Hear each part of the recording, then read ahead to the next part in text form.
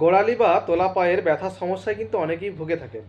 তাদের মধ্যে যে সমস্যাটা হয়, তোলা পায়ে প্রচুর পরিমাণে ব্যথা হয়, বিশেষ করে সকালবেলায় ঘুম থেকে ওঠার পর যখন প্রথম পা ফেলান, সেই ব্যথাটা কিন্তু অত্যন্ত তীব্র হয় এবং খুঁড়িয়ে খুঁড়ে হাঁটতে পর্যন্ত হয়, এবং আস্তে আস্তে বেলা বাড়ার সাথে সাথে হাঁটতে হাঁটতে হাঁটতে হাঁটতে কিন্তু ব্যথাটা আগের থেকে অনেকটা কমে যায়।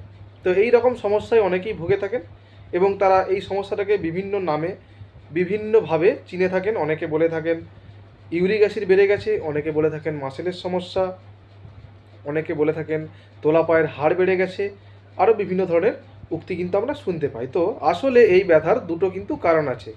একটা হচ্ছে পায়ের তলার নিচে গোড়ালির অংশে হাড় বেড়ে যাওয়া, যেটাকে বলা হয় ক্যালকেনিয়াম স্পুর।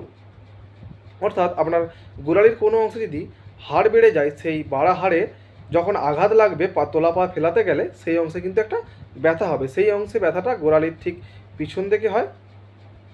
এবং আরেকটি যেটা মূল যে একটি কারণ, যেটা কিনা খুব বেশি পরিমাণে এখন দেখা যাচ্ছে, সেটা হচ্ছে প্লান্টার ফ্যাসাইটিস।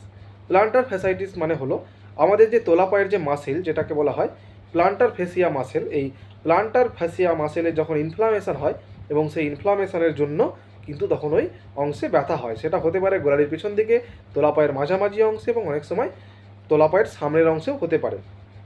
তো এই ব্যথাটা কেন হয়, এই প্লান্টার ফ্যাসাইটিস?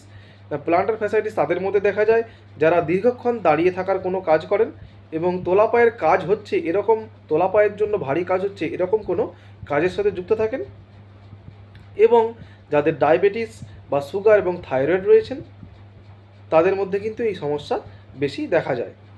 এবং যাদের একটু অতিরিক্ত শরীর ভারী বা ওজন বেশি এবং একটু বয়স্ক মহিলা, তাদের ক্ষেত্রেও কিন্তু বেশি দেখা যায়।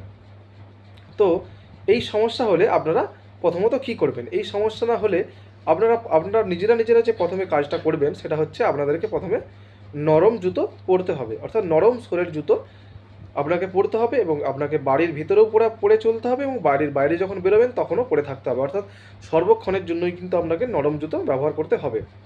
এছাড়াও যে অংশে ব্যথা হচ্ছে প্লান্টার ফ্যাসাইটিসের জন্য, সেখানে আপনারা বরফের সেঁক দিতে পারেন, এবং কিছু ব্যায়াম আছে, যে ব্যায়ামটাকে বলা হয় টিপটো এক্সারসাইজ, যে ব্যায়ামের লিঙ্ক আমি আমার কমেন্টে দিয়ে দেবো। আপনারা ভিডিওটি দেখে এই ব্যায়ামটা করবেন, আপনারা উপকার পাবেন। সেই ব্যায়ামগুলো কিন্তু আপনাকে প্রতিনিয়ত করতে হবে।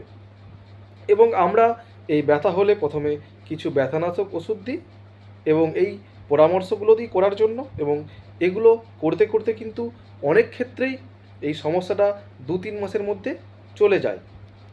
তো যাদের মধ্যে ডায়াবেটিস বা সুগার বা থাইরয়েডের সমস্যা আছে, তারা অবশ্যই তাদের ডায়াবেটিস, সুগার এবং থাইরয়েডকে কন্ট্রোলে রাখার জন্য নিয়মিত ওষুধ খেতে হবে, এবং তার সাথে এই ব্যায়ামগুলো, কিছু ব্যথানাশক ওষুধ, এগুলো খেতে খেতে এবং এই ব্যায়ামগুলো বা নিয়ম কারণগুলি মেনে চলতে চলতে কিন্তু অনেক সময় এই সমস্যা আপনি থেকেই চলে যায়। এর পরেও যদি আপনাদের এই সমস্যা হয়, তখন আমরা প্লান্টার ফেসিয়ার যে অংশে ইনফ্লামেশন হয়েছে, যে অংশে ব্যথা হচ্ছে, সেই অংশে একটি ইঞ্জেকশান দিয়ে থাকি, এবং এই ইঞ্জেকশানটা দিলে কিন্তু এই সমস্যাটা পুরোপুরিভাবে চলে যায়। ধন্যবাদ। ভিডিওটি ভালো লাগলে অবশ্যই লাইক, কমেন্ট এবং শেয়ার করবেন, এবং আমার আইডিটিকে ফলো করবেন।